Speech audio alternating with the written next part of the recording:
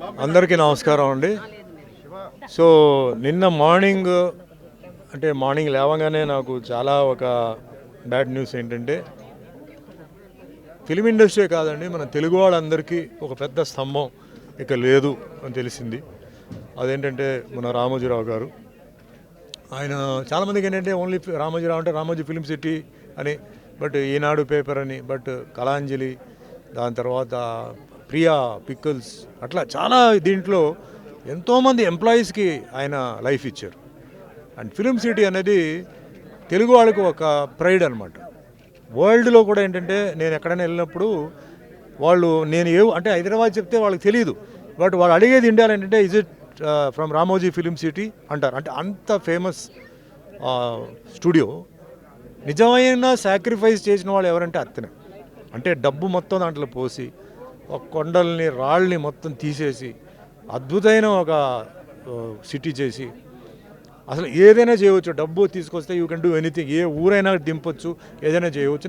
నేను చెప్పడం 20 years before it self. ఈ డిజిటల్ వర్క్ అంతా వచ్చే ముందే ఆయన ఒక సముద్రం తప్ప మిగతా అన్నీ పెట్టారు. Airport, railway station, everything. And అది రన్ చేయడానికి కూడా ఏంటంటే చాలా కష్టం. చాలామంది చెప్తారు చాలా బాగుందండి అది అంటారు. అప్స్ అండ్ డౌన్స్ ఉంటుంది, షూటింగ్లు జరగదు. సో అది మెయింటైన్ చేస్తూ, అదే లుక్ మెయింటైన్ చేస్తూ, ప్లస్ కన్వెన్షన్స్కి ఫంక్షన్స్కి ఇస్తూ చేశారు. నిజంగా ఆ విషయం తీసుకుంటే హ్యాట్స్ ఆఫ్. అలాగే ఈనాడు పేపర్ ఒక చాలా క్లాసిఫైడ్ పేపర్, కరెక్ట్ న్యూస్. అలాగే ఈ TV channels Kashmir to Kanyakumari వరకు ఆయన చేయడం, అండ్ ఎంతోమందికి ఎంప్లాయ్మెంట్ ఇవ్వడం. సో ఆయన వచ్చి ఈజ్ అ గ్రేట్ ఇన్స్పిరేషన్ అండి అందరికీ, సినిమా వాళ్ళకే కాదండి అందరికీ.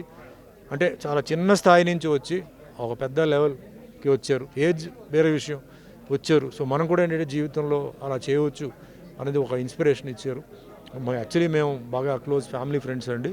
ఎందుకంటే ఆయన రాసే ఈనాడు పేపర్లో మా మిస్సెస్ వాళ్ళ తాతగారు డివి నరసరాజు గారు ఉండేవారు. ఆయన అక్షంతరాలు చెప్పి ఒక కాలం రాసేవారు, తర్వాత మానేశారు. సో అట్లా ఫ్యామిలీ ఫ్రెండ్స్ మేము అటు వెళ్ళడం రావడం పోవడం. So that is different thing. But ఏది ఏమైనా ఆయన లాస్ అనేది చాలా పెద్ద లాస్ అండి. అది అన్ని యాంగిల్స్లో అది లాస్. అది సినిమా, బిజినెస్, మీడియా ఏమైనా తీసుకోండి. మళ్ళీ అలాంటి ఒక వ్యక్తి రావాలంటే ఐ థింక్ రియలీ చాలా కష్టం. అంటే ఒక మైండ్ సెట్, ఒక ఫోకస్, ఒక విజన్. ఆ రామోజీ ఫిలిం సిటీ విజన్ ఎవరికి రాలేదు. సరే పేపర్ అంటే వస్తుంది, మిగతా బిజినెస్ వస్తుంది, చిట్ ఫండ్ వస్తుంది, బట్ ఒక స్టూడియో, అలాంటి స్టూడియో కట్టాలి. అంటే అప్పట్లో అది ఎలా రన్ అవుతుంది, వస్తారా లేదా అని ఎన్ని డౌట్లు ఉన్నప్పుడు కూడా నో ఐఎమ్ డూయింగ్ ఇట్ అని చెప్పేసి ఆయన చేశారు. సో ఆయన లాస్ అనేది చాలా పెద్ద లాస్ అండి. సో ఆయన ఆత్మకి శాంతి చేకూర్చాలి. అండ్ ఆయన ఫ్యామిలీ మెంబర్స్ అందరికీ నా కండోలెన్సెస్. థ్యాంక్ యూ అండి.